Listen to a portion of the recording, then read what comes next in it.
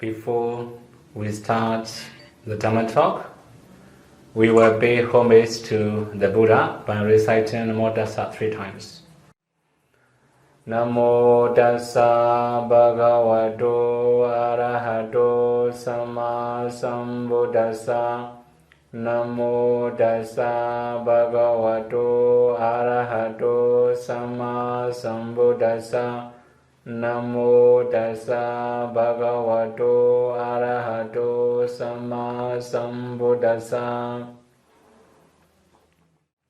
So today we will start the 8 precepts. As we have known, there will be something different between 5 precepts and 8 precepts, especially Kamasumichachara and Abramacharya. So last week we have already explained what is it really called Kamasumichachara. Okay, if I say simply, in the sense of Kamasumichachara, the couples are allowed to live together. If they are officially married or their parents agreed to live together, they can live. But in the case of Abramacharya, we must not have any relationship with any male or female. That is different. So now continuations of 8 precepts. In the very beginning, we have known that we call our bhojana, having dinner or having in the afternoon, having meat in the afternoon. So we talk about vikala means wrong time. Bhojana means consuming foods or eating foods. So according to Vinaya, we may have different types of foods. The first types, Yava Kalika. The food which is allowable from the dawn till noon, such as the food made from beans, rice, flour, and cooked vegetables. So here I have to elaborate a little bit more. Sometimes people also offer as like a soya milk. So soya milk is made from beans. So it's not allowable to drink in the afternoon. It should not be our evening juice. This is the first thing we have to remember. Another one is made of the rice. So although we talk about rice, it also can be any kinds of grain similar to the rice. It can be any kind of wheat, especially the seeds. Right? Sometimes we also have like the leaves of the wheat or some special grass, we can say like that. In this case, it will be different, because we don't eat leaves as a food. We just eat the seeds as a food. That's why it will be different. So here, the main thing is made from rice means made from the seed of the rice or any kinds of products or grains like that. We have to consider. If we are going to make a juice, we have to avoid this kind of things. Then, similarly, cooked vegetables. So if we think about juice, it should be fresh juice. For example, without cooking, if we just squeeze the vegetable and make a juice, it's allowable to drink in the evening. After cooking, if we make a juice, it's not allowable. So the main thing is, Yava Kalika means it's allowable from the dawn till the noon. After the midday, it's not allowable to eat this kind of foods.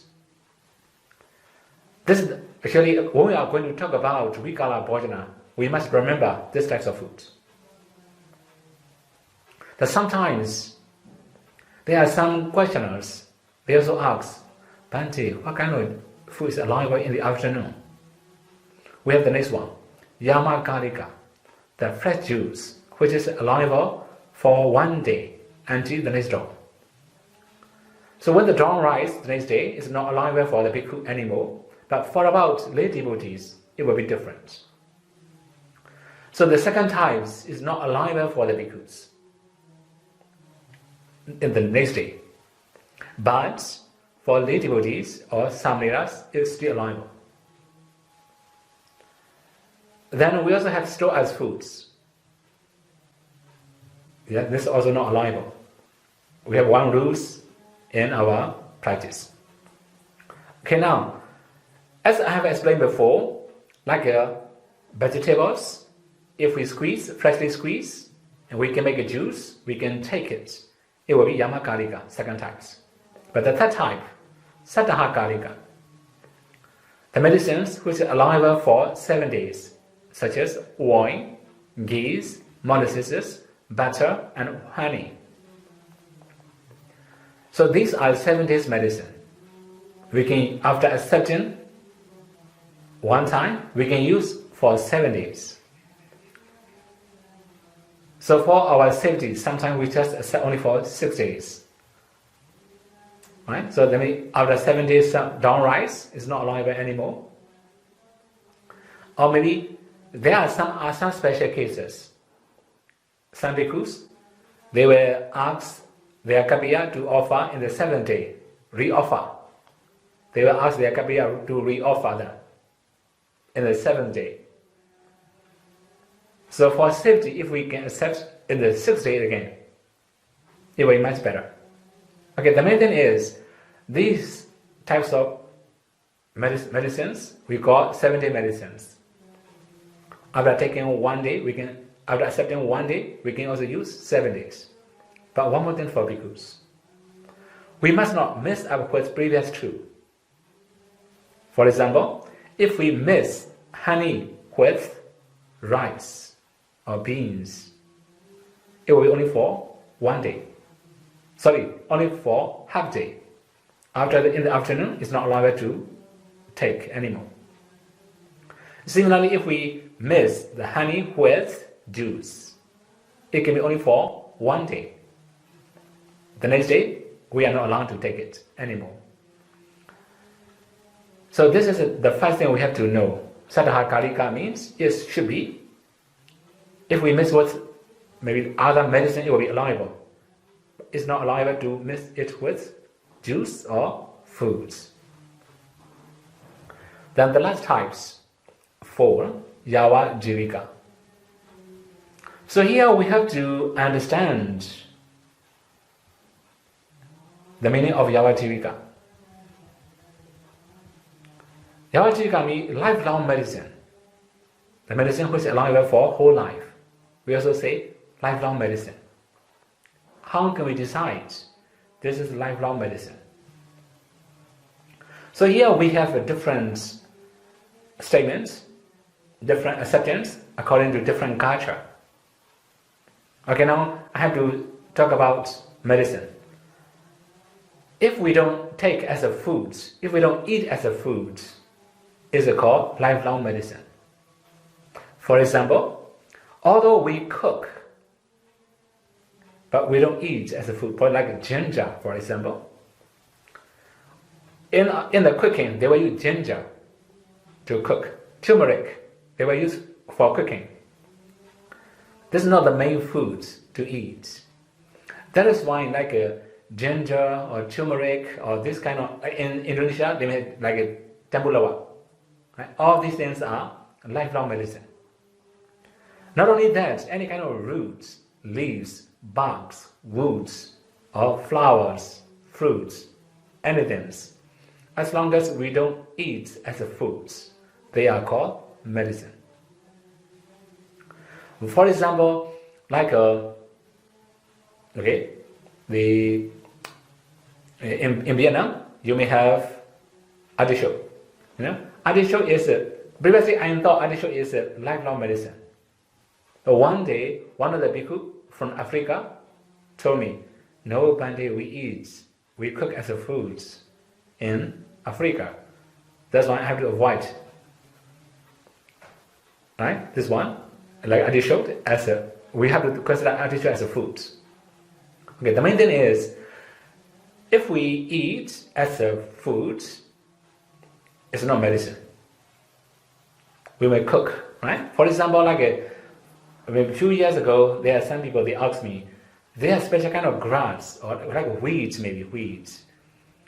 then they make the powder, they dry it, they make a powder, they make a medicine, they also make juice. So, the one is not foods, just the grass.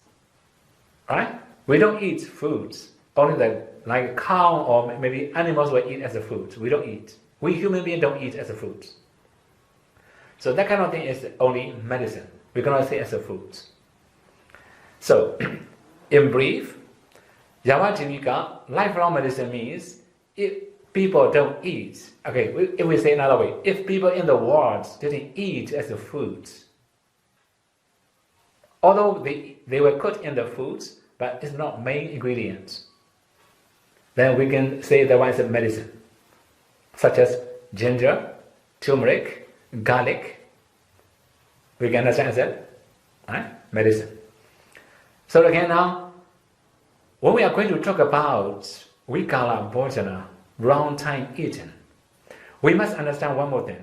It must be the first types of foods. Then, if we eat in the wrong time, it will be offense. We are breaking the rules. If we are eating it in the right time, then this is okay. We are not breaking the rules. Then sometimes in Myanmar we have some problem with the local acceptance. So local people think after 12 o'clock it's not longer for the bhikkhus. Actually, it does not come from the watch we use in modern society. It comes from the sands. So, for example, I have experienced sometimes in Thailand, I think in the Combaton maybe, we are going to have a lunch. I have a lunar software. When I check it, the noon time is 12:20. 12:20 is a little bit late.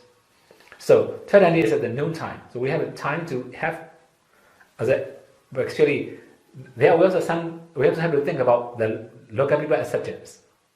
I have to ask how time people accept noon time.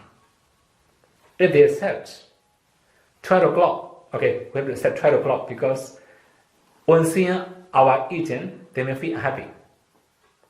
They were lost their devotion to Buddhism. Then we have to consider devotees' conditions, so we have to have our lunch earlier than the noon. Okay, the main point is, here, round time means afternoon. In the middle of the day. So how can we know it's in the middle of the day? When we go out, we have to check our shadow. If our shadow is under our feet, this is noon time. If our shadow is in the west of our feet, it's not yet noon, it's morning, according to Buddha's teaching, according to Vinaya. So we have to understand like this. But in modern society, we have many applications to check the noon, solar noon. Then it will be easier for us. But if we don't have this kind of applications, so if we don't have any batteries, we don't have any applications like that, or we don't have any telephone or something like that, we have to check. Standing on the sun, in the sand, we have to check where is our shadow. Okay, the main thing is, now here I have some description there. When the food go beyond the throat, it breaks these precepts. Sometimes, for example, like we may have some food inside our mouths, right? Inside our mouths, but we don't. For example, sometimes we may use some, let's say, some oil and some vegetable inside our mouth just for gargling or something like that. Have food, have medicine. If we don't, as long as it does not go beyond the throat, we don't swallow it, it's not breaking precepts. So for our safety, in the afternoon, we should not keep anything inside our mouth. It will be much better. Okay, if we say Vikala Bhojana, it must be unallowable foods, such as major beans, major rice, made of flour, or made of any such types of grains, and cooked vegetables, or maybe vegetable juice is cooked vegetable juice. So all these are not allowable for these precepts. Then I have to proceed the next precepts. Naja, Gita, Vadita, Visuddhimagga, Dasana. So, here Naja means dancing, Gita means singing, Vadita means playing any musical instrument, Visuddhimagga Dasana means visiting shows. Okay, here one more thing here. Visuddhimagga means, if we say Visuddhimagga, if we translate Visuddhimagga into English, it's like a thorn or an arrow. So this means it's thorn on our eyes, maybe thorns on our mind. After seeing something, it remains in our mind or in our vision. That's why it's called Visuddhimagga Dasana. So we can find all the ingredients in the Digha Nikaya, the first two suttas. So sometimes when we are talking about Naja Gita, they also ask many questions. Can we see this kind of things, this kind of things, this kind of things, this kind of things? They ask many questions. Then mostly I just answer very simply. As long as it means entertainment, don't see it, don't watch it. It's a Visuddhimagga Dasana. Right? So here I have the statements from Digha Nikaya. Whereas some recluses and Brahmins, while living on foods offered by the faithful, attend unsuitable shows. This is the very beginning of. So they are mentioned show featuring dancing, singing, or musical, instrumental music. So that means any featuring dancing or singing or playing musical instruments can be considered as Naja Gita Vadita. So I have it translated in the very beginning. Naja means dancing, Gita means singing, and also Vadita means playing musical instruments. Then again, theoretical performances and narrations of legends. Okay, now in modern society we have many like audio books, maybe, right? Audio books, maybe, right? Some audio books are just like a novel, reading novels, or some are like reading some legendary stories or something. So if we just listen that kind of things, or just talking listen to that kind of things, or just we ourselves talking, so all these things are considered as Naja Gita.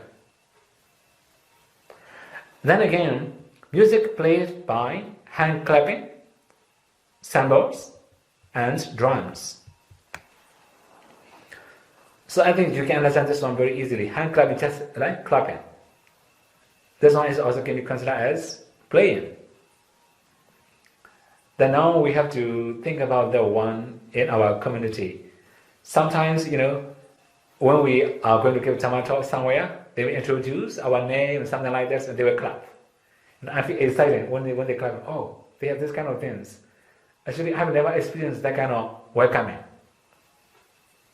Because in Myanmar, we don't have this kind of culture. Anyway, the hand clapping, we people must not do this kind of things. Sometimes it's very problematic for us in the community. They have this kind of culture. Okay, another one is chamber. This one is very easy for people. You can easily know what kind of instrument. Very noisy one, right? Then drums. This is also very easy, very common everywhere.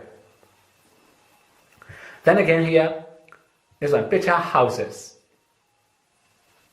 So, if we talk about picture houses, next slide show maybe, change already. So picture houses, So you can also know there will be some showings, many pictures in the houses, something like that. This is also not allowed for bhikkhus. So something we have to, for example, like there will be some special shows like for sense of urgency. When seeing this kind of shows, we may have sense of urgency. For example, like aging, sickness or death, this kind of shows, it will be allowable. But if something just for fun, just for beauty, we have to think about that kind of shows. Then next one is acrobatic performance. This is also very common in modern community.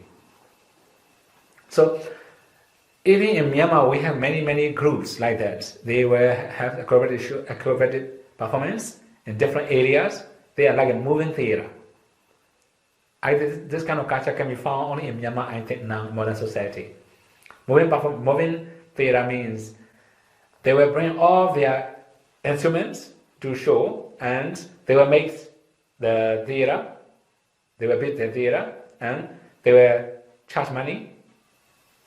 If people want to see or watch, they will charge money. Then, okay, anyway, this kind of, they may have many different skills. They will show their skill. They will dives, or they will sword planes or something like that. I think now in modern society, we can also understand like a competition. The martial art competition, and I don't know how many types of competition like that. Anyway, we can, if we say briefly, martial art competition. Or maybe martial art show. Only the single acrobats, right? No fighting, two persons. This is also called acrobatic performance. So again, we have like a complex of elephants, horses, buffaloes, bulls, goats, rams, cocks, and quails.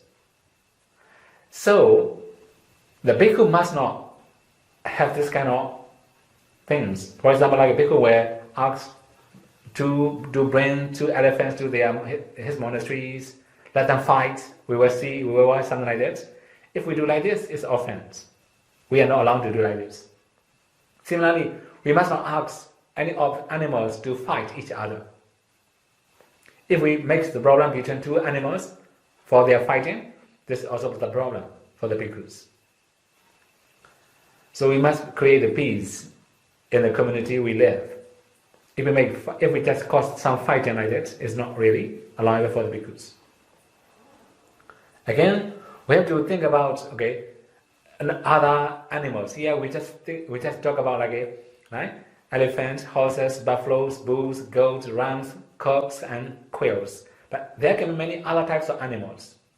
Any kind of animal fightings are not allowed. Now modern society, I don't know which culture, Spain culture or something like that. Spain or Greece, maybe. Bullfighting. Maybe Spain, maybe, right? Okay, they have culture, bullfighting. So in this case, bull and human fight. So this kind of things also can be considered as a performance. We bhikkhu are not allowed to watch this kind of things. Then again, here we have stick fights. So that means 2 people using sticks, they will fight each other. Then boxing. So here also we have to think about boxings. We have many different types of boxings. This kind of can be considered as like competition, maybe, right? Competition. Some competition, they will fight until somebody, the opponent knock out. Or maybe fall down on the ground, something like that. Any kind of boxings, any kind of competition, this also can be considered as Netakita Warita, Visuddhimagga. So wrestling, this is also very common in modern community. So we don't need to explain very much in detail. There are going to be many different types of competition. I don't know all the competition. Okay, now again, the Shan fights. This is not really fight, just for show. Sometimes they may show the skill of martial arts. They are not fighting, that they just show how you have to fight with somebody disturb you, something like that. The Shan fights, right? Roll calls, battle race, and regimental reviews. So all these things can be considered as Visuddhimagga, unallowable things to watch as a bhikkhu. So, we may have some other situations, some other things. For example, like we may have some knowledge, some documentary. Then they can show us some special knowledge. Like for example, we can understand the law. We can also understand how to live in the community. We can also know how to live harmoniously in the community, something like that. Then if we have this kind of cultural, the documentary or books or something like a show or something like that, or maybe like a talking, how to call this one? The workshop, for example. Modern society, they say workshops. They will discuss something about how to live in the community. All these things can be considered as beneficial. So if something is beneficial for our lifestyles or for our community, we can always say Visuddhimagga. Now you can, I have already listed out what are really called Nacha Gita Wadita. All of them are performance. Right? They may watch, and they will know, maybe they may know they can learn something, but not that much effective. Mostly just for performance, for enjoyment. That's why these are not allowed to watch as a Buddhist when we are going to take precepts. Then one more thing here we have to know. Sometimes when we are in the airplane, right, in the flight, then there will be some show, right? We don't ask them to show anything, like they may have some, sometimes we don't have any monitor in front of our seats, but they have some common for public show, right? They will use some public show in the screens. Then we may see it, we may watch it. This is just by accident. We don't ask them to show. We don't have any intention to see this kind of things. In this case, it will be exceptions. So sometimes on the way, we may find some performance. So we just have a look there. We are in our seat, right? We are sitting in the bus or in the car. They have performance. We just sit on the car and just see it. In this case, it will be exceptions. No offense, no breaking rules. But if we are going to see it purposely, we will stand up from our seats, just go and see how they performed. In this case, it's breaking the precepts. Okay, now, in these rules, we have already listed out all the performance mentioned in Digha Nikaya. You can find all these contents in the first discourse, Brahmajala Sutta, and the second discourse, Samanyapala Sutta. You can also find many other places, but this one are very easier. These two suttas are easier for the readers. Okay, now we have to continue the next rules. Malakanda, Vilepana, Dharana, Mandana, Vibhusanatthana. So malami, flower, gandhami, perfume, or any kind of smelling. So the second, Vilepana, cosmetic, Dharana, bringing, holding, or wearing. Here I just translate all the possibilities. Dharana can mean bringing, holding, and wearing. Be careful. So later when you read out all the Malakana, Vilepana in the list, you can find why I use these bringing and holding. Okay, now Mandana, decorations or adornment. This one is also very common. In modern community, decorations are very common, like beautifying or embellishments or something like that. All these are very common in modern community. Now Vibhusanatthana, the part of body to be decorated. So that means they will decorate many different body parts. Vibhusanatthana. So here we have to translate. I have to use ingredients from Digha Nikaya again. Maybe in the next slide. The next slide. So whereas some recluses and Brahmins, while living on foods offered by the faithful, enjoin the use of such devices for embellitions and beautifying themselves as the following. So these are how they beautify. Okay, all these kind of beautifyings are not allowed for precepts observers, undertakers. If we are going to take precepts, we have to avoid all these things. The rubbing scented powders into the body. This one is very clear, I don't need to explain. Massaging with wines. Maybe this kind of wine should be like a perfume wines, maybe, right? Okay, bathing in the perfume water. This also can be considered as Malakana Vilepana. Then again, kneading the limbs, making hands and muscle bigger, etc., like a Bowser's. So that means they were trying to use some special medicine, right?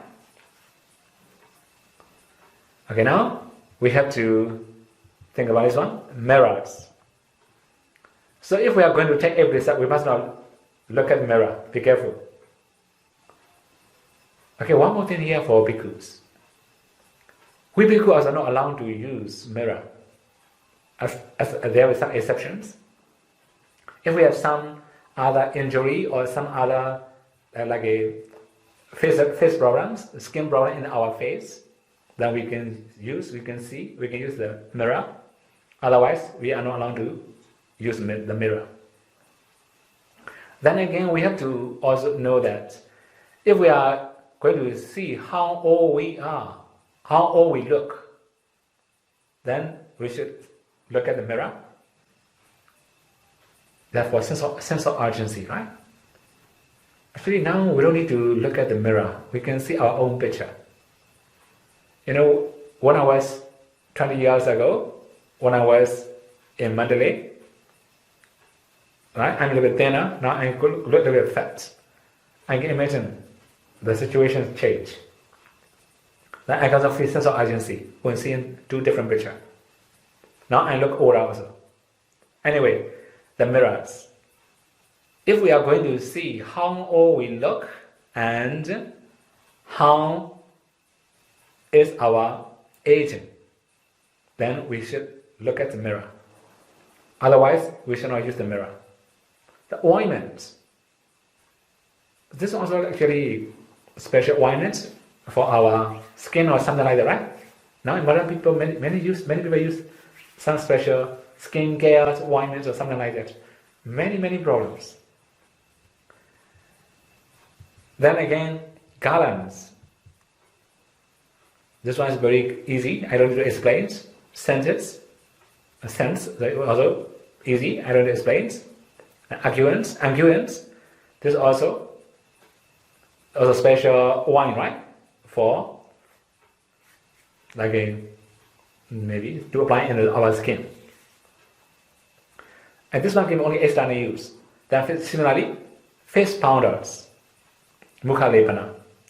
The face powder means there is some powder they can apply in their face. This can be called face powders. Just for decorations or for beauties or something like that. The makeups, then I don't need to explain that one. Then here we have bracelets.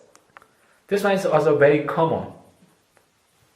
I don't need to explain that one also, right? Everybody knows what is it really called, bracelets. Then again, bracelets. So bracelets, huh? We have to know that what they call bracelets. Then actually headbands. Yeah, sika bandana. We can find this kind of things I have seen in Indonesia and like in Bali, they have the headbands like that. I think many of Asian countries have this kind of culture, maybe. Even in Myanmar, we have this kind of culture. But for foreign countries, I've seen this kind of, and Malaysia also have. Malaysia, Indonesia have this kind of culture. Okay. Now and again, decorated walking sticks. So here, decorated walking sticks, this is just for holding, right? We just hold. This is not applying in our body. So that's why in the very beginning, when we talk about dharana, holding or bringing, or we can also say like carrying wherever he goes. Decorated walking sticks. So we people are not allowed to use decorated walking sticks. They may paint many pictures, right, on it. This is not allowable. Then again, nalika, ornamented medicine tubes. So medicine tubes. Medicine tube also, we must not decorate or we must not ornament it. That means here mentioned in the blanket, I use picture of man and woman. Right? They may take this picture of man and woman, or man or woman or something like that. When we have this kind of medicine tubes, it's not allowable to use as a bhikkhu. Then rapiers. So this also you know, or I think you know this one easily because this is the very ancient sword, special sword with two sides, right? Razor. The very razor maybe, right? The very edge of the very razor maybe. So the rapiers is a special kind of sword. This is also just for show. Sometimes for stand, they are like they can say they are stylish. If we bring this kind of thing, this because they are stylish. This is not really allowable. Similarly, chata, sunshades or umbrellas. Here we have to think about sunshade also. So we people are allowed to use umbrellas, but it must not be well decorated. So they may decorate with many different types of flowers or something like that. But we are not allowed to use this kind of umbrella. So sunshades, right? For about layperson also, if we are going to take 8 precepts, this also can be considered as a malaganda vilepana. Especially here as a dharana mandana. Then next one, Chittarupa Hana, embroidered sandals. This is also very common. They have many decorations in their sandals or slippers. Now, like shoes and like any kind of footwear, right, can be considered as like a sandals or like a Chitrubahana, right? It's very many different decorations on it, like flowers or like animal pictures or like human pictures or many different pictures, and the umbrellas, and the footwear we have to consider. We should not use this kind of things. So here the main thing is decorations. If we use a lot of decoration in our body, it makes us busy. Unnecessarily busy. Then again, unisa, turbans. Then in this case also, we have to understand many different things. Turbans, okay. It also can be like a just like the forehead. They were tied some special clothes in the forehead, from the forehead to there, around the forehead. So this also can be considered as turbans, unisa. Then mani, diadems. So this one is also, this is mostly like a crown, right? So this kind can be. So people, ancient time, like the king, the queen, or now in modern society, they will also, and mostly this one is only for ladies, they use mostly, right? Crown, something like a crown, they use in their head hair, right? In the head. So any kind of decoration in the head can be considered as like a crowns or something like that, right? This is called mani. Then wala bijani, yak tail whisk. This is also just for show, right? Just bring it wherever we go, just for show. Ancient time, the king also used this kind of instruments, this kind of things. We do chase out maybe mosquito or something like that, maybe. No? It's not sure. For which purpose do they use this one? Mostly this is just for show, just for decorations. not that much useful for our daily life. Then again, we have the last part, and long fringed white robes. Here as you can see, long frames. We can say long borders. We can also say like that. So fringe is much better, right? Like a tail of the animals. So if we have all these things, okay, here in the list you can, after reading the lists, after listening to all the lists I have mentioned, you can also understand some of the things are just for decorations, some are for beautifiance, some of the things can be applied in our skin or in our body. There are something, although we cannot apply, we just bring just for styles, to be stylish. All these things are not allowed if we are going to take a precepts. So, in the 8 precepts, Nacha, Kita, Varita, Visuka, Dasana, and also Malakanda, Vilipana, Dharana, Manana, all are 1 precepts. But for 10 precepts, these 2 are different. So, Nacha, Kita, Varita, Visuka, Dasana is 1 precept. Malakanda, Vilipana, Dharana, Mandana are Manavusna are another precepts. It divides into 2 groups for 10 precepts. For 8 precepts or 9 precepts, these 2 are only 1. We have to understand it like this. So, the Buddha also said he abstains from the use of such devices for embellishments and beautifications. This too pertains to his moral discipline. This is the precepts. We have to understand. Then again, we have the next one. Ujjasayana, Mahasayana. High and luxurious beds and seats. Even in our Dhamma talks, I don't know how many weeks ago, people also asked us this. Actually, in this Dhamma talk, they have already asked this question: high and luxurious bed. What does it mean, high and luxurious bed? So Ujja means high, Sayana means living place or bed. Maha means great or good or luxurious. Sayana means place or bed. So here we translate as height and luxurious bed and seats. So in this rules also, I just collect many information from Digha Nikaya, from the same discourses, the same sutras.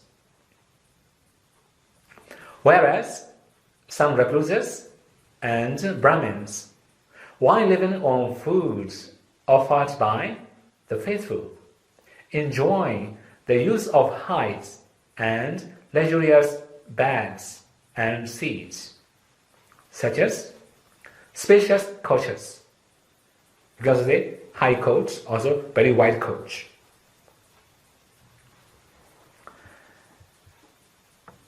Then we also have thrones with animal figures carved on the supports.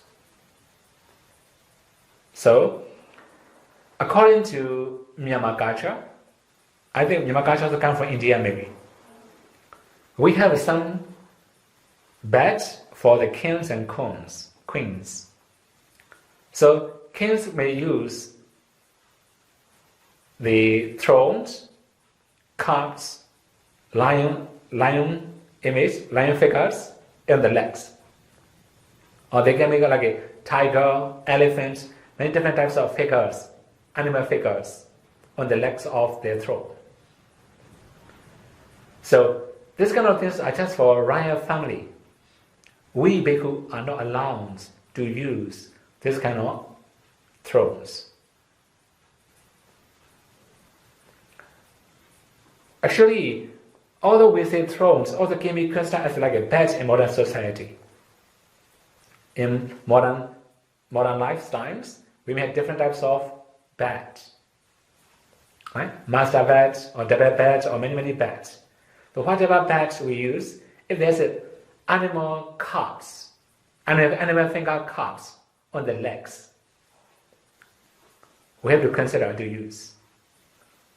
There are some special carpets for the royal families, so we have to avoid this kind of things. So here we have another, next one, we have long-haired coverlets. So long-haired, what does it mean, long hairs? The hairs are longer than 4 finger breadth. So if we have like a 4 finger or longer than that, mostly we have many different types of carpets, right?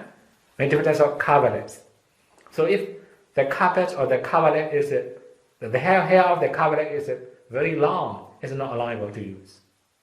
It should not be longer than 4 finger breadth. It should be a little bit shorter than that. That is why in our monastery we use just very short hair carpet. Then again, multicolor patchwork coverlets.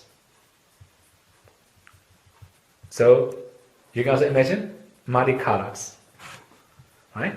If we talk about multicolors, so it's very simple. There will be many of colors, right? Then we also have to think about, right, different types of clothes. Sometimes they wear many pieces of clothes. They stick together. Not painting, right? Just small clothes. They stick together to make the colorful in the coverlets. We have to consider that one. Then white woolen coverlets. Okay, so here we have to think about this one. Like India, then they will also use our walking place with the white cloth. I myself experienced in one place in India in 2018. So they welcome bhikkhus to give Dhamma Talk in the Dhamma hall.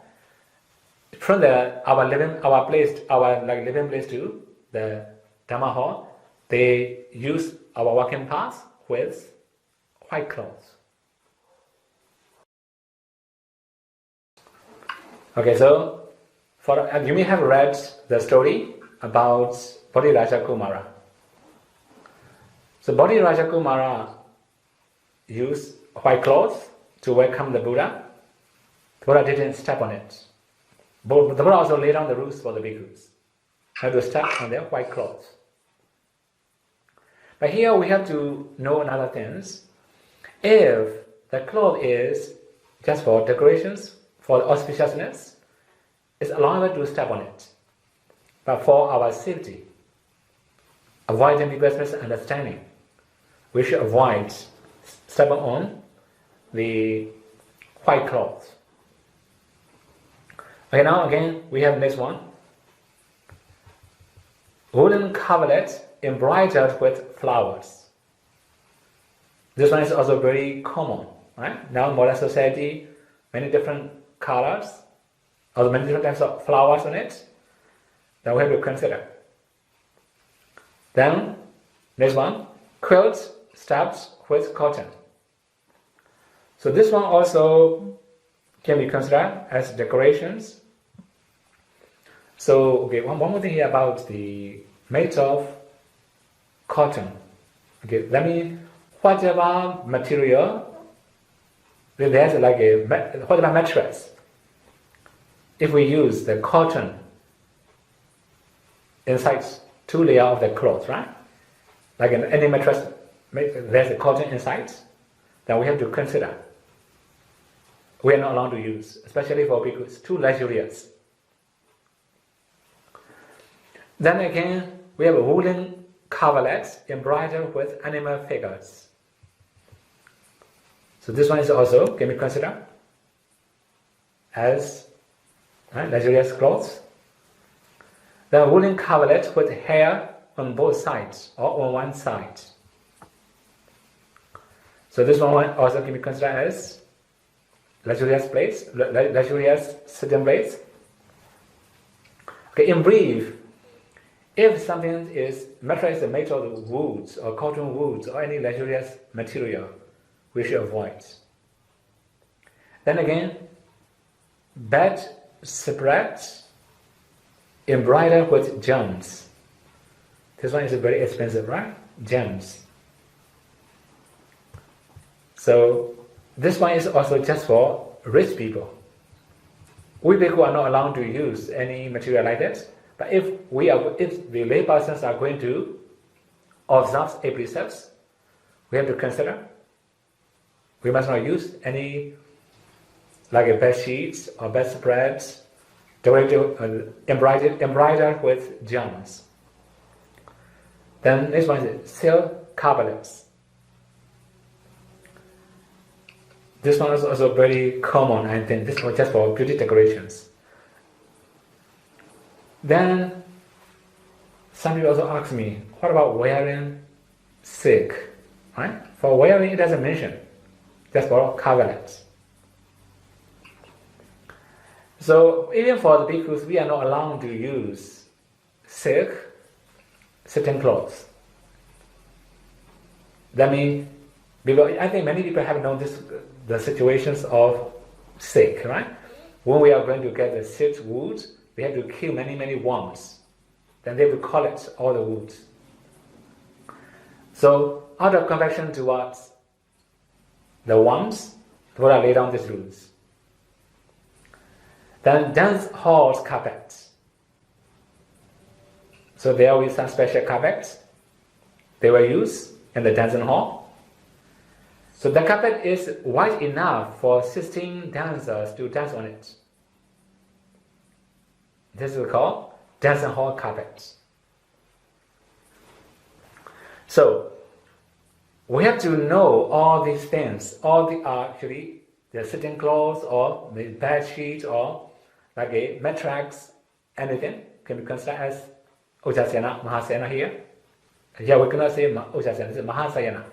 Not Ujja, right? Not high. This is just Maha, great or luxurious. Then elephants, hogs or telu rugs. This ancient time, they use this kind of rugs. They will use on the back of elephants. When they sit, they can sit comfortably. Or on the back of the horse, they will use this kind of rugs. Also, in the chariots, they will use that kind of rugs. Then for luxuries. It's not allowed for the bhikkhus. If we are going to take every steps, we have to consider the rugs of antelope skins. This one is a very common ancient time. The antelope skins. Then choice spreads made of gadadli deer's hides. Okay, here we show like skins, right? Hide also means skins. So here gadadli deers, this is also a kind of deer. I don't know what kind of deers exactly. Even in the translation, it doesn't mention what's really called gadadli deer. Even in Myanmar translation, we don't have special translation for it. That's why here I just use the original Pali word gadadli deer. Then next one is a separate with red onions overhead. So we can put the red ceilings. So one more thing here we have to know.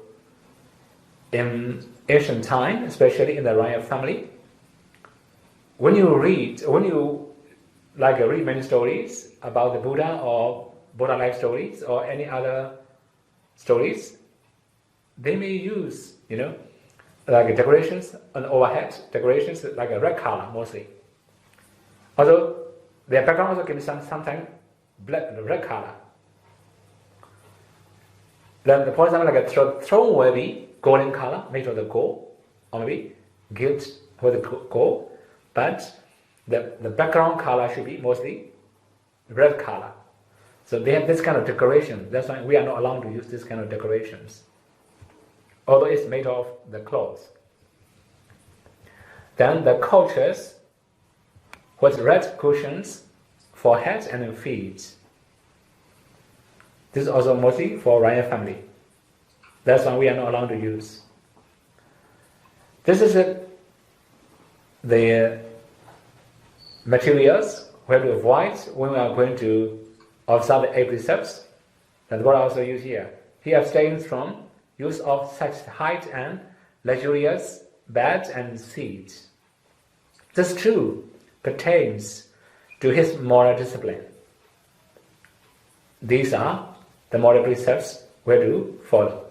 Again, here we have to explain a little bit. We have to overview the 8 precepts before we proceed next one.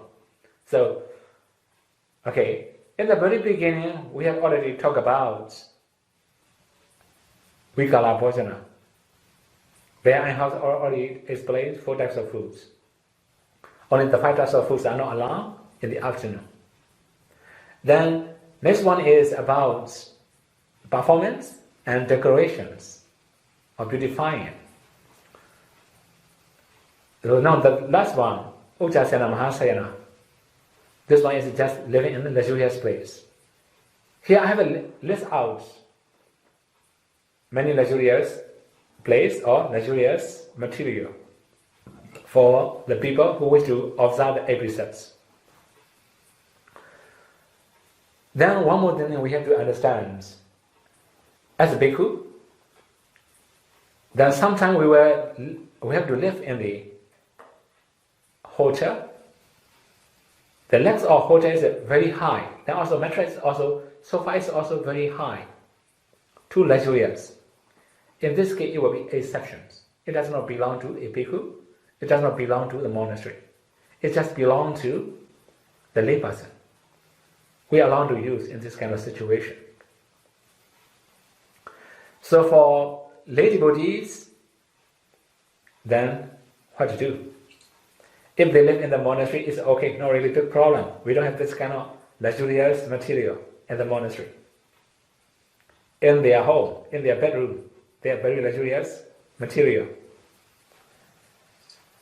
So as long as it's not that much luxurious, it's okay. You can change the mattress, just simple one. It will be easier and more comfortable. We have more contaminants. Okay, so these are the 8 precepts. Then when we are going to talk about 8 precepts, we also have to talk about Uposatha. When we are taking precepts in our chanting, Aham Bande, Trisaranena Saha, Atanga Samana Gadam, Uposatha Silam, we have additional words, Uposatha Silam. This is Uposatha Silam. So here we have 3 types of Uposatha, according to Uposatha Sutta. This one will be the last part for today's talk. So the first one is Gopadaka Uposatha, the observance of the cultural hearts. So, the cultural hearts have to protect the culture, then here to send to the special place where they can gaze well. So he will think about where he should send the cuddles for their gazing. Then they may think about where he should send the cuddle to drink water. Similarly, there are some meditators or some devotees, they may take 8 precepts, but they may think about what they should eat today, what they should eat tomorrow, or what they should drink today, what they should drink tomorrow. They just think about the food and the drink. We also understand another way, they just think about sensual pleasure. Then if like this, it's called Gopala Uposatha. So they may not break any precepts, but just thinking. So mentally, we cannot say breaking precepts. All the precepts are come from mentally and bodily, mentally and bodily both. Purely mind, mental actions, there's no offense, no breaking precepts. But it make the precepts weakened. That is why we have to think about our observance. So when we are going to take precepts, what we should do, later I will list out all the things. Then 2, Nikanta Uposatha, Nikantu Uposatha. The observance of Nikanta. Here I have to explain the meaning of Nikanta. Nikanta means, like Jainism, also called Nikanta. Then there are many other non-Buddhist society, also called Nikanta. For example, according to their instructions, like non-Buddhist instructions, then their devotees can kill animals as they have explained, as they have recommended. For example, like in modern society, they also say, like animals are vegetable, living vegetable. Then they can kill animals for food. This is also instructed by modern society. Then they must not kill human beings. They must not kill any of their beloved animals, but they can kill other animals. Then they may also have some observance, like I will not kill the animals within 1 yojana, for example. Then they will go very far. After 1 yojana, they will kill. That kind of observance can be considered as Nikanta Uposatha. Not 100% pure. They have many excuses to kill living beings. So this is called Nikanta Uposatha. Then the last one is Ariyu Uposatha, the observance of the noble ones. That one is recommended by the Buddha. What's really called the observance of noble ones? Here I have list out. There are 6 types of Ariyu Uposatha according to Uposatha Sutta. The next slide.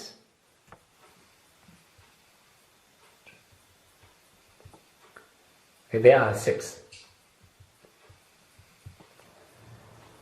So, Brahmuposatha. Okay, we can find this one in Uposatha Sutta. Observing the precepts by recollecting the Buddha's qualities. This is called Brahmuposatha.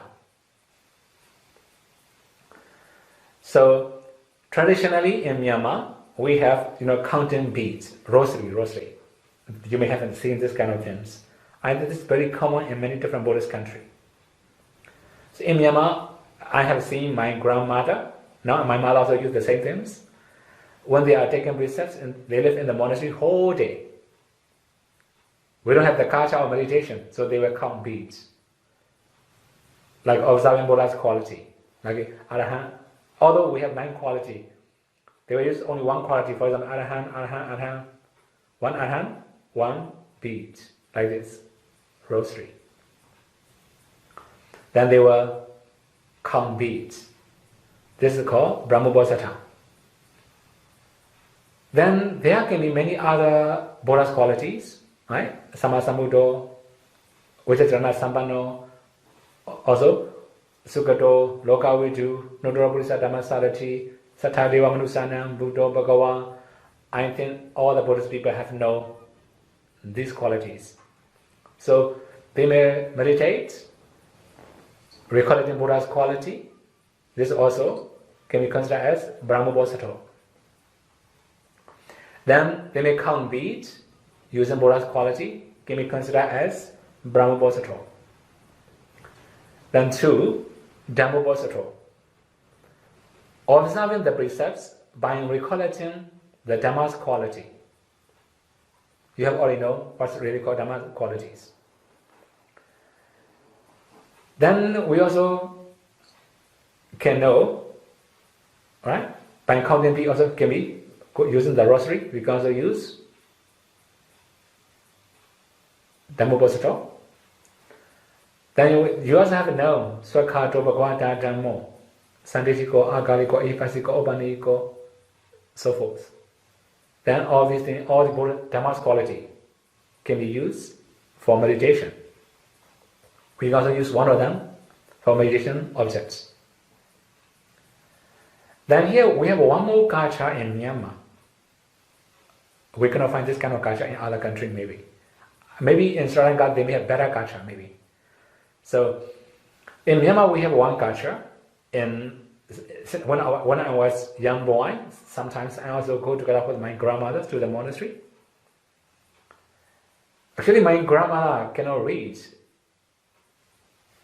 She cannot read any Myanmar scriptures. She hasn't learned in the school. They was born in the Second World War. There's no education in Myanmar, so they cannot read. But there are some people, they can read the books. Then they may bring some Dhamma books from their house, or they may bring they can also borrow some Dhamma books from the monastery. So one of the men or woman is reading, many other people are listening. We have this kind of culture. Also, it cannot Dhamma Talk, maybe, right? So, Bhikkhu, actually we have only one Bhikkhu in the monastery. He cannot give Dhamma Talk many times. So one day, maybe one time Dhamma Talk in the morning, in the evening, maybe one time, sometimes, not all the time. So in the afternoon, many people listen, reading Dhamma books. This is our culture in the countrysides. I don't know how they live in Pao. Although many devotees, mostly we just spend our time with meditation. If they cannot meditate, maybe if they can use this kind of culture, it will be more beneficial. Mostly they read like Dhammavada stories, Jataka stories, Bodhavansas, Thera-gathas, Theri-gatha, biography of Theras and Theris, also like a Beta-vatus, like a ghost, about the ghost, and also Vimana-vatu, about the divine beings. And many stories we have that we can also read all these things when we are observing a precepts. Then 3, Sangha-bodhsattva. Observing the precepts by recollecting the Dhamma's quality. The Sangha's quality, So, Sobhidipano, Bhagavato, Savaka, Sangha, you have already known all these qualities. Actually, later I will explain all these recollections in the meditation chapter, especially the Untitled Chapter. Then 4, Silubodhsattva, observing the precepts by recollecting his own virtues. This is also very important. We have to recollect our own virtues, how virtuous we are. If we can recollect like that, we can respect ourselves. We can rejoice our merit. This is also important for our life. Then again, later we also have to explain recollection of sila, morality, in the chapter of meditation. Then 5, Devadubodhsattva, observing the precepts by recollecting divine quality of his own. That means we have divine qualities, for example, faith or confidence. If we have very strong faith or very strong devotions, we are like divine beings. Then similarly, if we have very strong morality, also the same, we have divine quality. If we have very strong charity, this is also called divine quality. If we are very knowledgeable about Dhamma, or if we have very strong wisdom, especially insight knowledges, this also can be considered as Devadubodhsattva. So 6, Achangu-bodhsattva, right? Observing the 8 precepts. So this one is just common. So when we are going to talk about the precepts, we have to observe the 8 precepts. This is just normal. That's why we have to know, right, the meaning of 8 precepts, or how we have to follow the 8 precepts. So when we talk about observing the 8 precepts, or when we talk about the ubodhsattva, we have to understand what kind of ubodhsattva we are observing. Just only pure observe 8 precepts, without doing anything? Or after observing the 8 precepts, what we have to do? We can do many different things now. These are, okay, here we and also mention that these 6 really. These 6 are the observance of noble disciples. So, as a Buddhist devotees, we have to practice respectfully. Then again, here next week I will have to use the Visuddhimagga Sila. That's why today I have to add a little bit more things here, right? We also have like 9 precepts. 9 precepts can be found in Anguttara Nikaya. So the last here you have already known the 8 precepts. So after that we have to add one more. That one is radiating metta. There are some scholars who said radiating metta is not really precepts. This is only meditation. Actually, if we have metta minds, we can also support the sila better. Anyway, the Buddha himself explains as 9 precepts. The last precept is loving kindness. So we are going to take these precepts, okay, as usual, we can also chant Aham Bante Tisaranena Saha Nawanga Samanagatam Ubosatha Sila. You can also say like that. Then at the end we have to add Metasakatena Jedasa Sabapana Buddhesu Paritawa Viharanam Samadhiyami.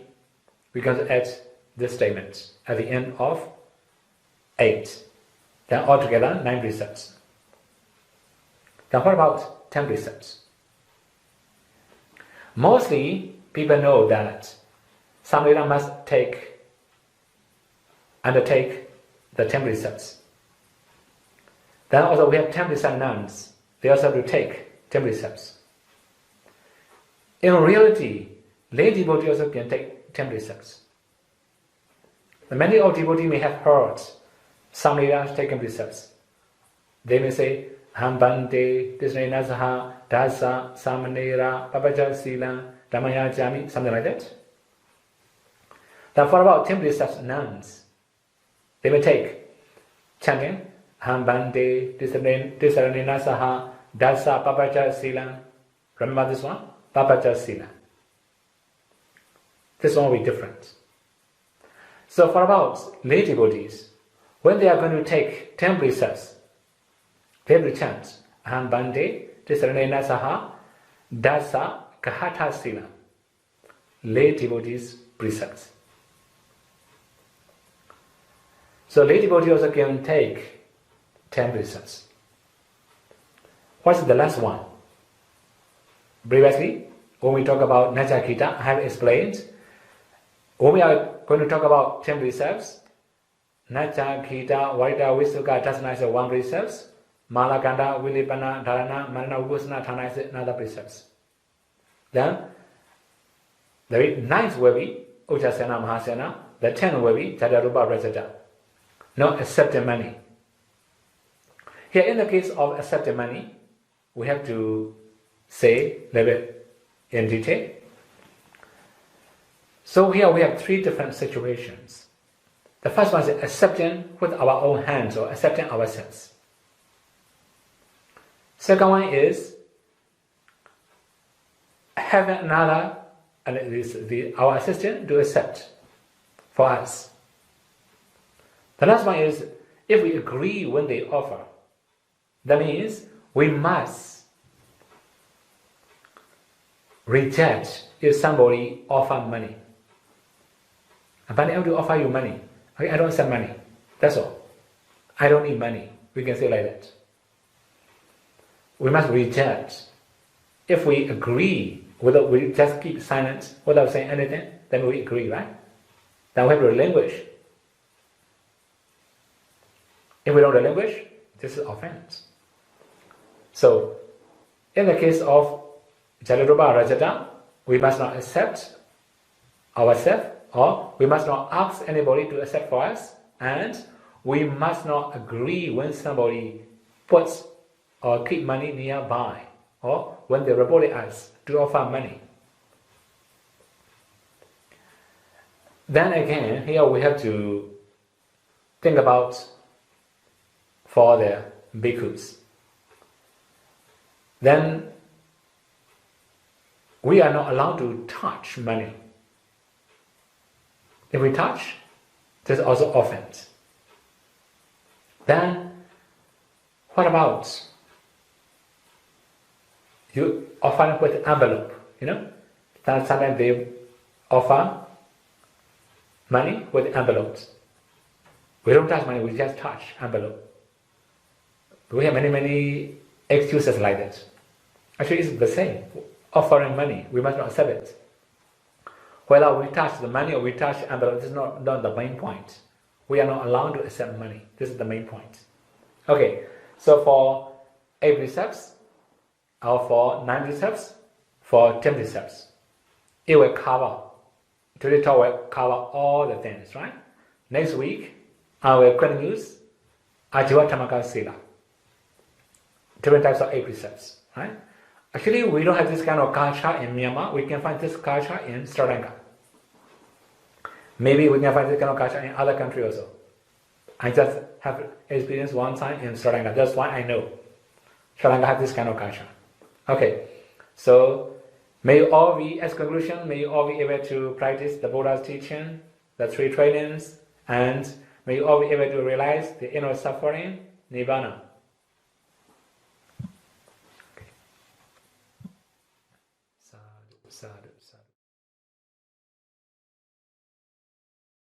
The first question, Dear Sayadaw, how to overcome self-criticizing after learning the precepts?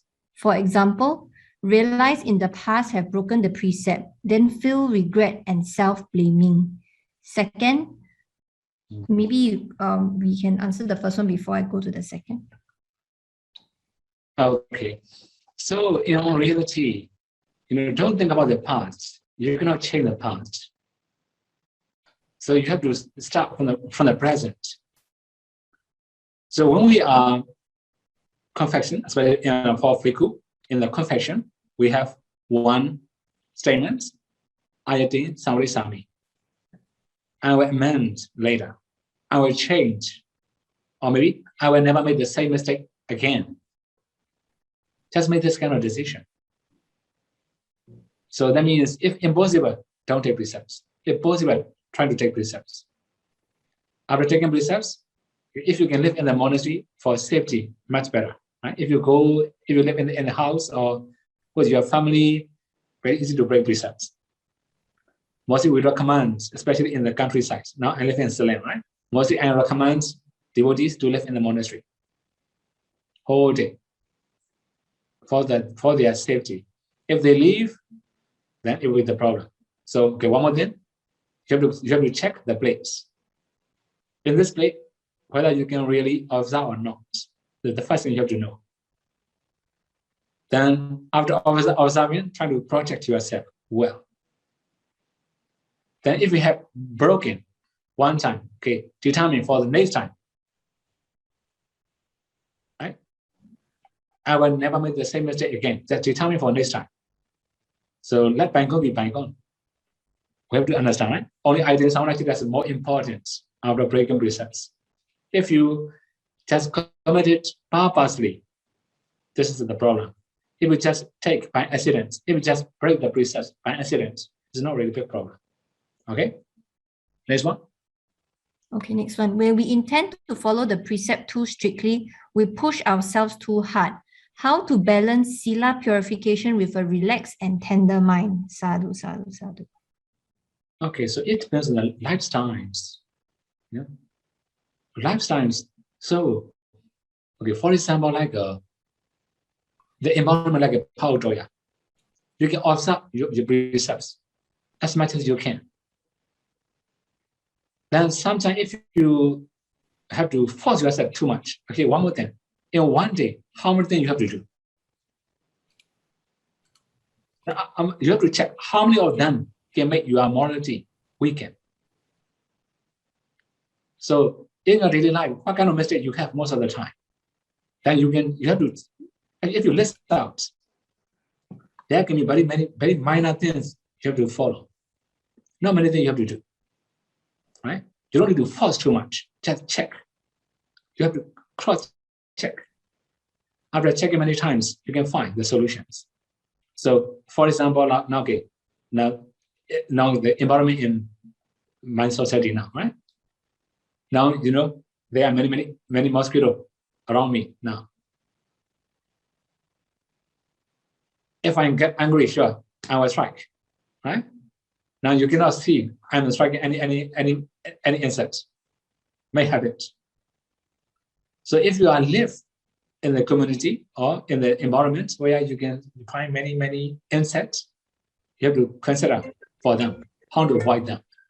Okay, so that means if you are going to practice very strictly, you have to check how many things can disturb you in this environment. Then you can also find how to avoid it. Then finish. Not that much difficult to avoid. Okay. Next one. Dear Sayadaw, Sayadaw explained that there are 5 factors for the act of killing living beings. When a person commits suicide or euthanasia and physician-assisted suicide, these actions also fulfilled the 5 factors for the act of killing living beings. Can we say that committing suicide is also considered breaking the precept of Panatipata? Yes, we can also consider as a breaking Panatipata. Right. So if a doctor help for suicide also, this is also right. Encouraging other people to die. This is also sure, breaking precepts. Okay. Right, next one.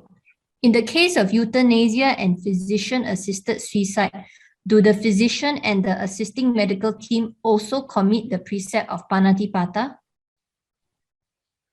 What is the first one? So I think the second question is that the people who assist in the euthanasia and the assisted suicide, do they commit Panatipata? The medical team that is assisting in the suicide, do they also break the precept? Sure. So if they they also break the precept, sure. Okay. They must not have other people, right? If they purposely or knowingly have, this is breaking precepts, right? So 5 factors. If they have completed 5 factors, this is also breaking precept, sure. And next one. Okay. Dear Sayadaw, in the last lesson, Sayadaw explained about what makes the karma stronger. How do we understand the 3 factors, guna mahantata, prayogamahantata, and kilasativata, with regards to the precept of stealing, sexual misconduct, false speech, and taking intoxicants? Okay, so here we get like a gunatire kata, right? Gunatire kata means for about like a sexual misconduct, it depends on the virtues of the lady. If the lady is very virtuous, for example, we have one rules for Samnidas. If Samnida has sex with bhikkhuni, he cannot be ordained as a Samnida. He cannot be ordained as bhikkhu anymore. This is breaking precepts.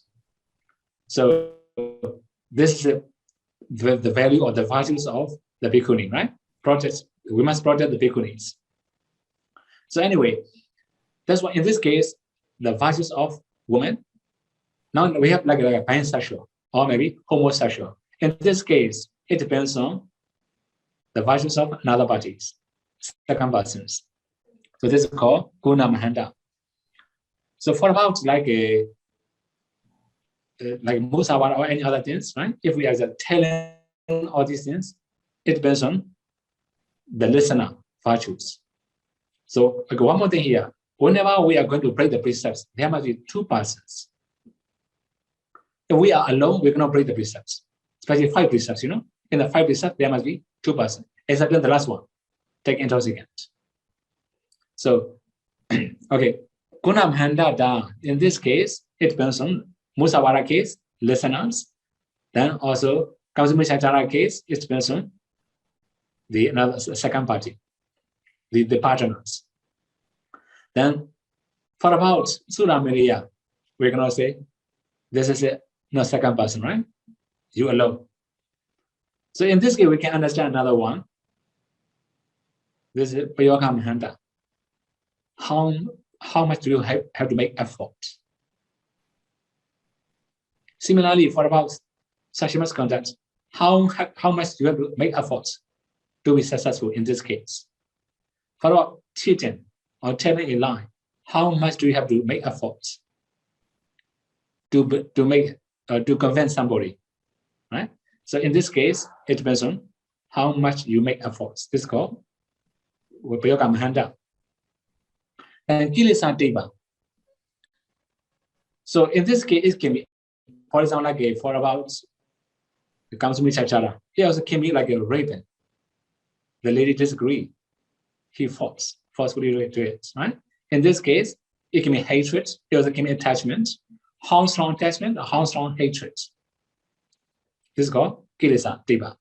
Similarly, when we are going to talk about the Musawara, it depends on how strong his defilements to cheat, right?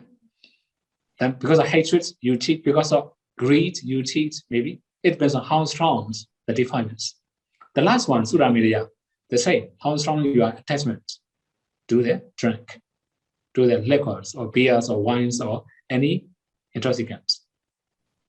So it depends on the defilements. So how long do you have to prepare all alcohol efforts? How long do you have to raise these alcohol efforts? How much you like it, this is called. How much you enjoy it, this is called defilements. Okay, so at the least, there will be two different factors, Payokamahanda and Kilesa Deva. For about Kamsumi Chachara and Musawara, it also can be. In Buddha's time, when the lay person, after they have taken 8 precepts on that day, does he need to take the 8 precepts again the next day? And for those who take 5 precepts, so if he has not committed any offense, does that 5 precepts be valid for the whole life? She says when she was in Sri Lanka, she has to take 10 precepts as a salary. She need to take 10 precepts twice a month.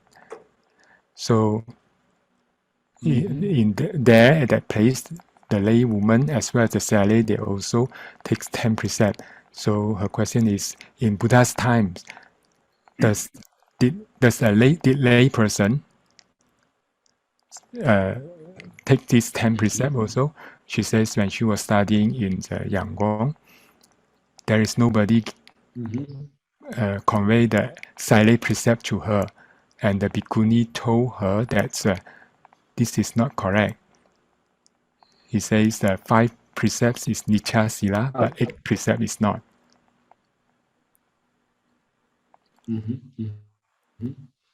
Okay, so in this case, later I have to explain this part. Okay, here we have Kala Priyanta and Kala Apriyanta, two different precepts. Kala Priyanta means limiting the time. So second one is not Kala Apriyanta, this is called Apanakotika. So that means for about the 8 precepts, for example, you may observe 8 precepts for 1 year, for example, right? You limit the time, duration. Within 1 year, as long as you didn't break any precepts, it's okay. You don't need to accept every precept again. For example, like 10 precepts for nuns.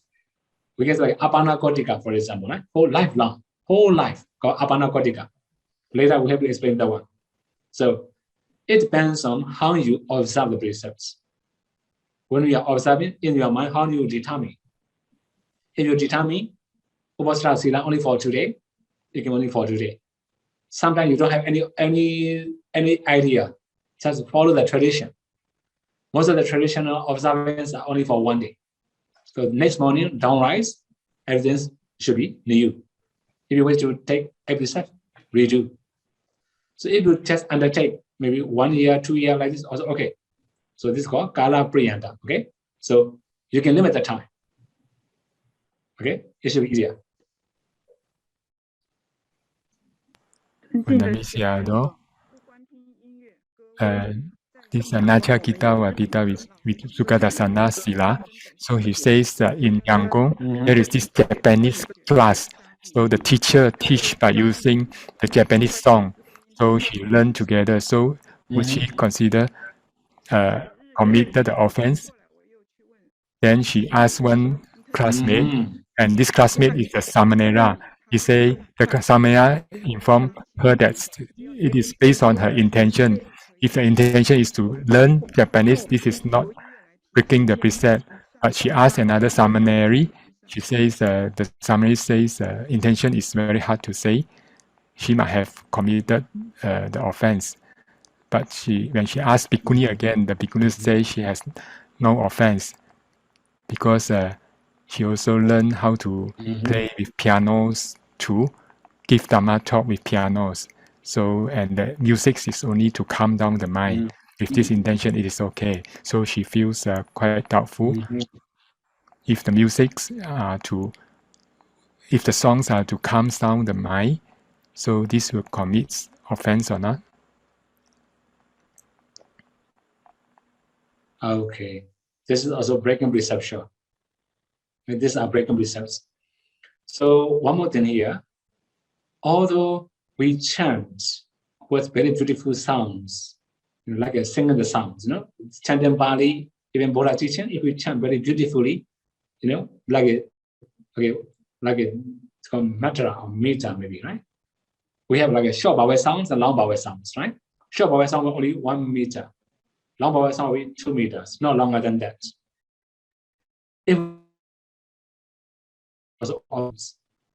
So even our daily chant, like chanting Pali or chanting Brahma, we must not make very nice or like rhythm. If we just chant like a rhythm, this is also offense because people can have attachment to it. So we have to be very careful in this case. If we listen to the music or sing the music like this, what about learning? This only excuses. Although we are learning something, we must not sing the song. If we sing the song, this is it, breaking the precepts. Okay? Next one. Dear Sayadaw, can Siale and 8 preceptors wear hat, sport shoes, and sunglasses? Is for decorations or for which purpose? Right? So for example, if we just use for decorations, sport shoe isn't very strange, right? This is not really very good. Sport shoe we should not have actually. What about sunglasses? Okay, so sport shoe is also for bhikkhu is not allowable. For Sayadaw is not allowable for sport shoes. Sport shoes is like we have to cover both heel and toe, right? In this case, it's not really very good. For sunglasses, for hot bath powers, too hot maybe. Sometimes we can use sunglasses. Also, it's just for decorations. This is not really very good. So this is breaking precepts. Sometimes for for good looking, right? They use sunglasses. This is not really very good. This is it. Like breaking the precepts. Okay. Okay. Next one. Yes, Sayadaw. Can a bhikkhu use animal skin as sitting cloth? Can a bhikkhu use leather slippers? Can a bhikkhu wear robes made of silk? Okay, what about the animal skins sitting clothes? It depends on what kind of animals. For example, like goats, and that kind of leather is okay, leather sheets is okay. Then if a cow or bull, this kind of leather is not allowable. So it depends on what kind of leather, right? If we use some leather sheets, skins, this is allowable. Then we also have for example, like leather slipper. I think okay, not really big problem. We can use leather slipper. But what about the also what about silk or the rope? Also okay, it's allowable to use silk ropes. Or for sitting clothes. We have some problem with silk. Okay? Okay, thank you. Next one. Next question. Dear Sayadaw, in Myanmar, it is very common that many monasteries use colorful carpets in their meditation hall or in bhikkhu's kuti. Is this allowable?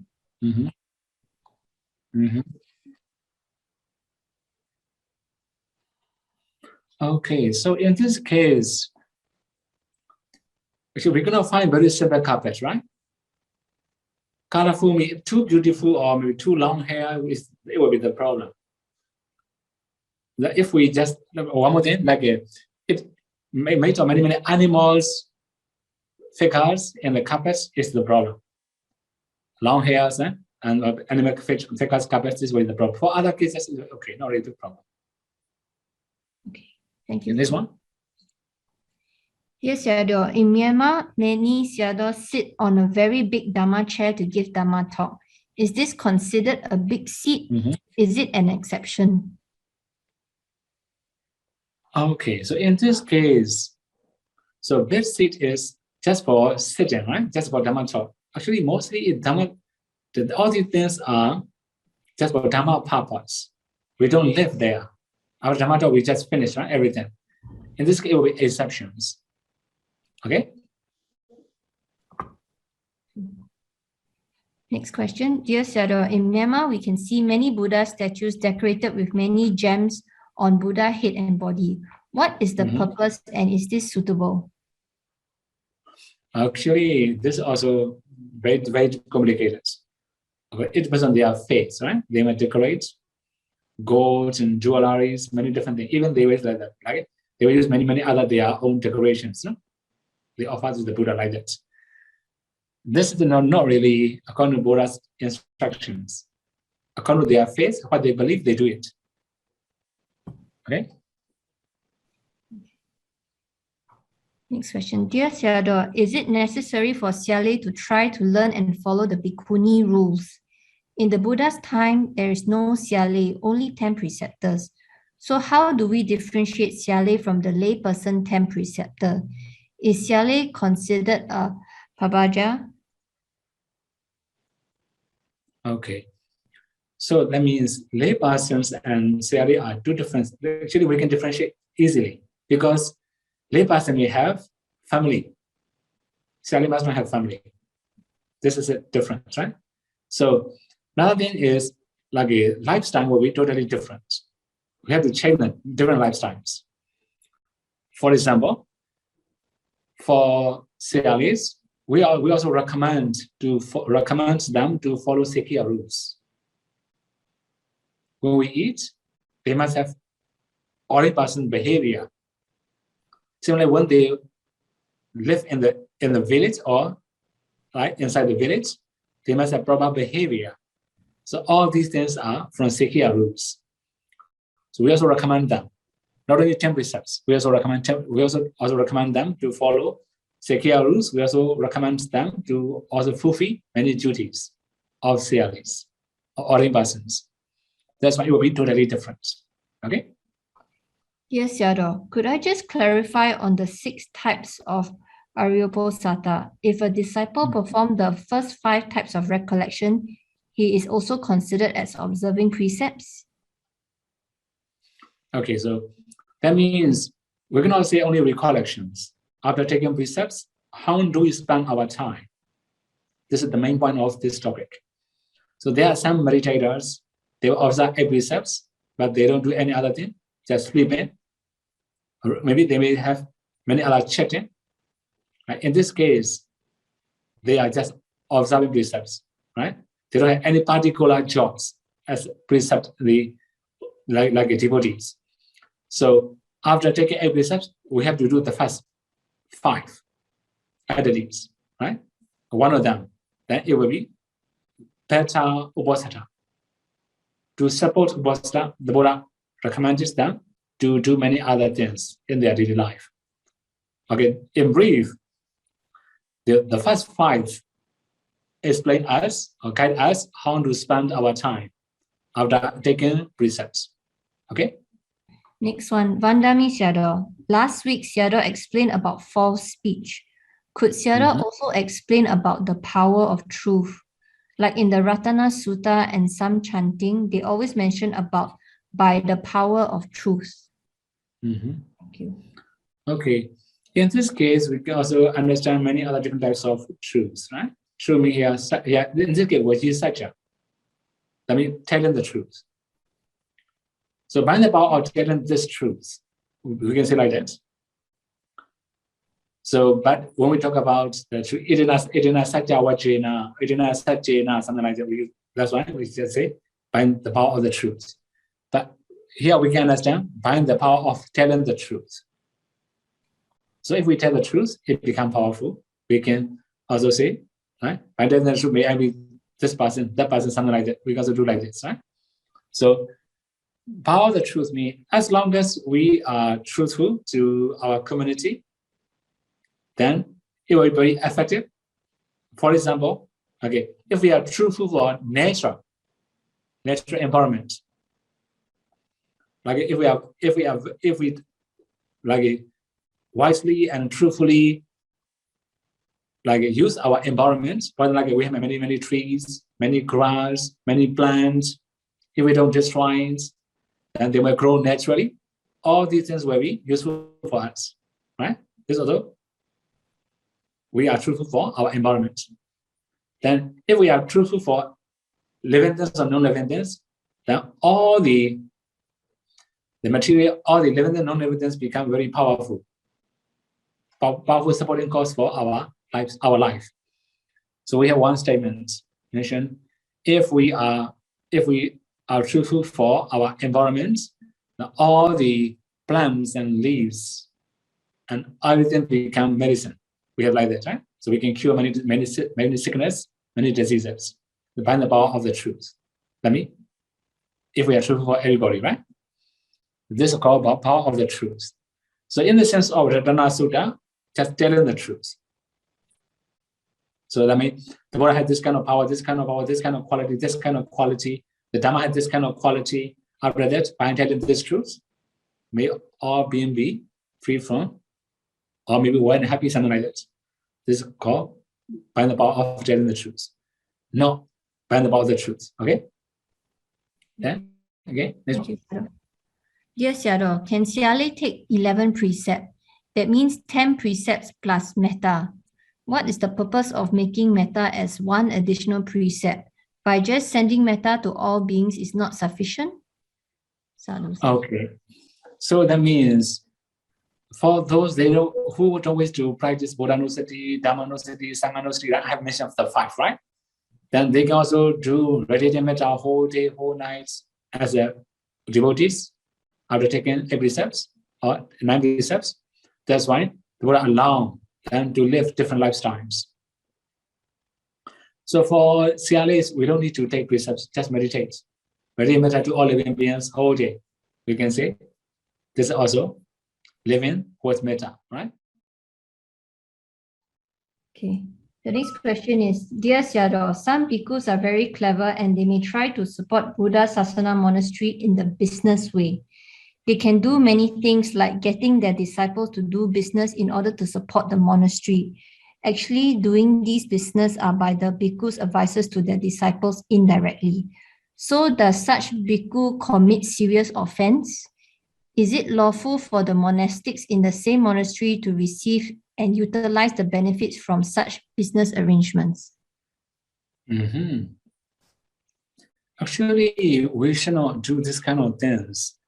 That kind of things are not allowed for the bhikkhus. Okay, it depends on how they arrange also.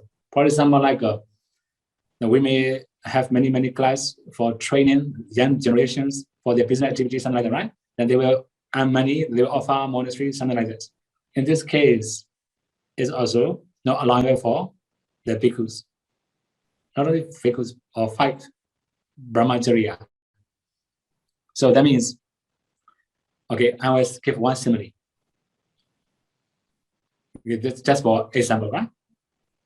Then bhikkhu were trying to educate one young man to be a businessman. Then he became very expert. Then he will earn money and support the monastery. There will be some these exceptions. Exception means this one is kapiya for the bhikkhu. Every day he's a kapiya, working for the bhikkhus, working for the community, without any salary, right? Without earning from the monastery. He just support the bhikkhu. Then bhikkhu will support him, educate him, teach him. In this case, it will be, okay, no really big problem. But without any other special case, if he supports devotees, right, like for business activities, or he may also make some other business activities. In this case, it's not allowable for the bhikkhus. We cannot do like this. Okay. Yes, said. The question here from the bhikkhu said, Vanami said, I am staying in the monastery, so many senior bhikkhu tell me, because I'm junior, so the senior taught to me had to do like chop up the tree, cut the tree, and also to serving the lay people. So it is wrongdoing, but said, how should I do in this case? Vanami said, It's very, very risky, right? So you have already known cutting tree is a bhattitya, right? So maybe you should move to another monastery where you can live according to Vinaya. So actually there can be many similar problems in many different places. So you have to consider. Then, okay, actually senior or junior, actually, we must follow the Vinaya rules the same, right? I cannot say what to do. I can say only one thing. Just move to another monastery where you can live according to Vinaya. Okay? Yes, said. This one from the lady devotee said, Vanami said, if I am keeping 8 precepts and I have the baby, so when feeding the baby, I need to on the music for the baby so the baby can eat well. So but I don't have intention to listen to music, but only intention to feed my baby. So I on the music. So in this case, did I break the one of the 8 precepts? Vanami said, Okay, this one's very complicated, right? This household life is very complicated. Okay, so yeah, in this case, we have to consider many different things. Although we say we don't want to listen, but we have to play it purposely, right? This is also very, very complicated. So if we don't play the music, is there any other solution? Right? We have to find another solution without playing the music. It will be much better. For example, like chanting something, right? Some chanting or maybe other things. Okay, we can also replace other types of solutions here. It will be much better for every such practice. Okay? Yeah, next question. Dear Sayadaw, if a bhikkhu is very expert in Vinaya and he can go around the Vinaya so that it seems like he is not breaking the Vinaya, but in actual fact, his mind understands his behavior. In this sense, is it still breaking precept? Okay, so in this case, when we talk about the precepts, we have to think about all the factors. How many factors break the precepts, right? So some people are very expert, sure. They will know how to hide or how to avoid. In this case, they will not make any mistakes according to Vinaya, but they just avoid only very simple way. They just hide, they just avoid. In this case, we cannot say breaking precepts. So sometimes this kind of clever person also have problem with another rules.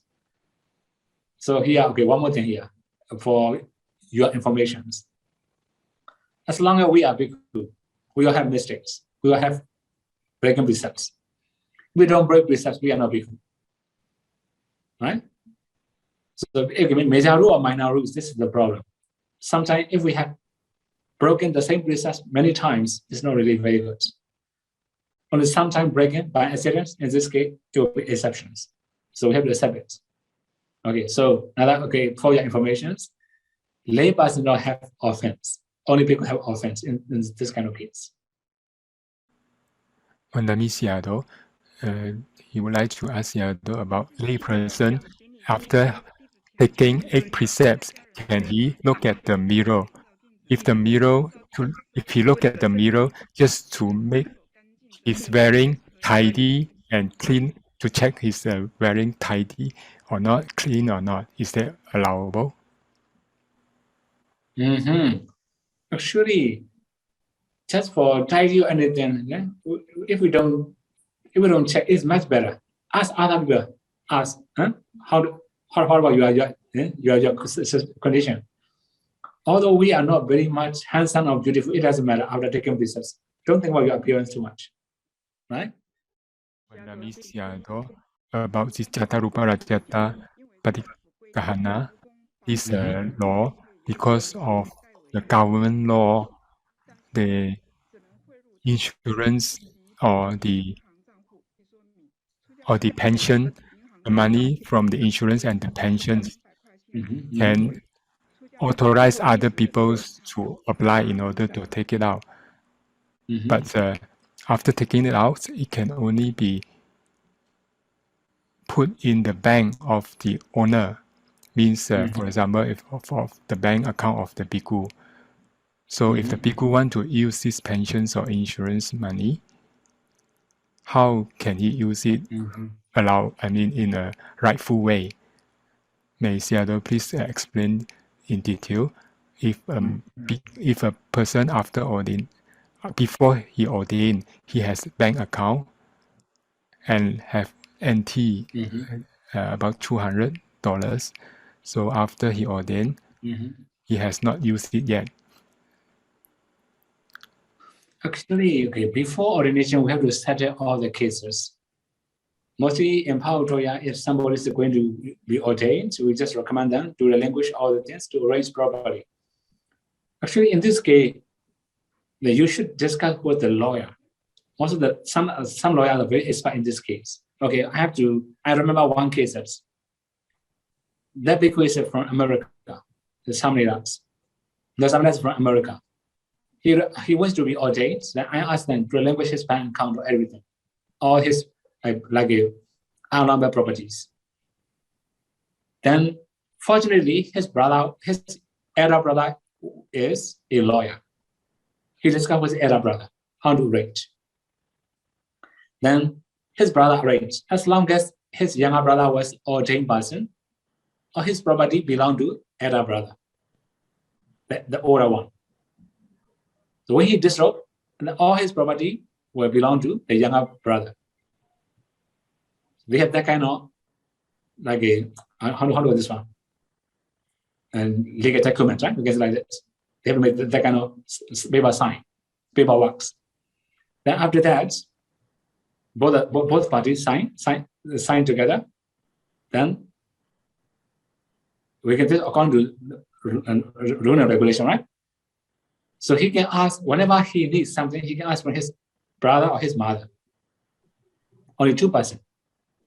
In the same way, if you have this kind of situation, is there any family member who can work for you?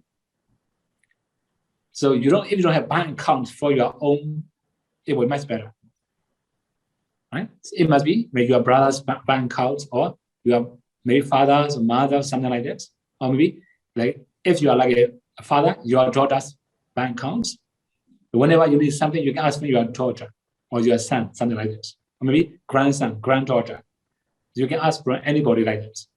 So you can discuss in this kind of case with your lawyer or someone who is expert in this kind of issues. So I can suggest only like this, okay? I cannot know many things in detail about this kind of cases.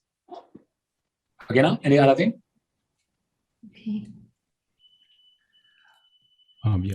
Vanami said, when I keep precept by doing Buddhanusati, Dhammanusati, Sanghanusati, and Silanusati in the Obosata day, also thì cũng giống như cái also the same as I practice Buddhanusati, Dhammanusati, Sanghanusati, and Silanusati in the 10 Anusati. Is that correct, Sayadaw?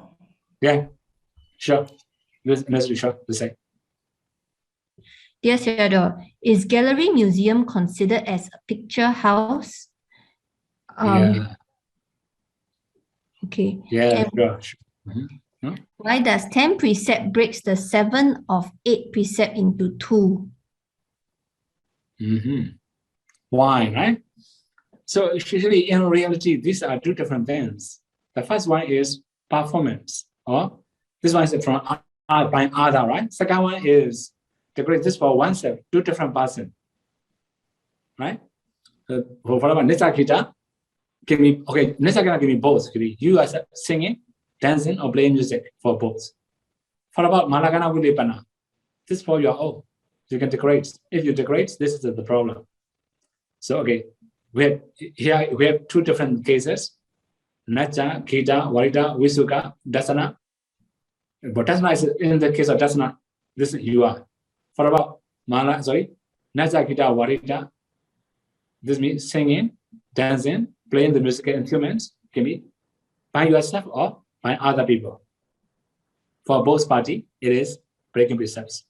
For about decorations, it's for your own, it's breaking precepts. So two different conditions, that's why it's two different precepts. Okay? Okay, and the last one is if one person did not know some of the details of the 8 precepts, for example, not knowing the narration of legends is breaking the precept, did the person break the precept? Okay, so in this case, if we know, we should avoid, right? Some of the cases are a little bit like difficult for the people. They don't have enough information. It depends on the environment you live. Okay, let alone like a Singapore or Malaysia or Thailand or Thailand is okay for other countries. Even in Myanmar, not all the people know the precepts clearly. Although we have many books, many books in Burmese, plain Burmese, everybody can read, but they don't have enough information. So in this case, don't worry. If you don't know, not knowing that you break precepts, in this case, not that serious. You don't have very strong defilements. It's okay, right? Ita wata ja amehi sambadam bunya sambadam sabbe deva numodandu sabbe buddha numodandu sabbe satta numodandu sabba sambati siriya idam me nyatinam hotu sukhita hontu nyadeyo idam me nyatinam hotu sukhita hontu nyadeyo idam me nyatinam hotu Sukhita hondu nyadeyo idam me punyam asavekaya waham hodu idam me punyam nibbanasa pajayo hodu mama punya bhagam savasadanam bhajemi te sabbe me samam punya bhagam lavandu sadhu sadhu sadhu.